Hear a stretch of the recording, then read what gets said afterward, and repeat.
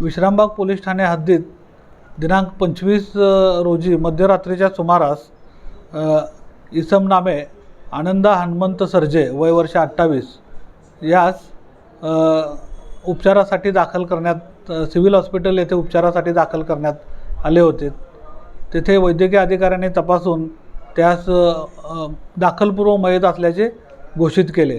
त्याचे पोस्टमॉर्टमकरिता पाठवण्यात आल्यानंतर त्याच्या गळ्यावर नखाने ओरबडल्याच्या खुणा असल्याचे दिसून आले।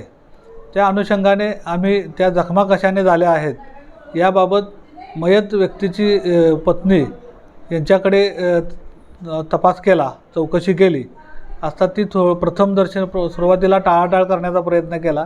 तिने काही व्यवस्थित उडवाउडवीची उत्तरं दिली, परंतु नंतर सखोल तपास केल्यानंतर तिनं तिच्या प्रियकरासमवेत त्याचा खून केला असल्याचे सांगितलेलं आहे।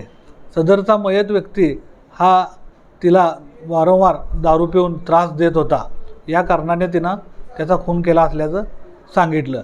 सदर महिलेविरुद्ध व तिच्या प्रियकराविरुद्ध विश्रामबाग पोलीस ठाणेकडे खुनाचा गुन्हा नोंद करण्यात आलेला असून सदर महिलेस व तिच्या प्रियकरास अटक करण्यात आलेले आहे। त्यांना न्यायालयासमोर हजर करण्यात आलेले असून न्यायालयाने त्यांना 4 दिवसाची पोलीस कोठडी रिमांड दिलेला आहे।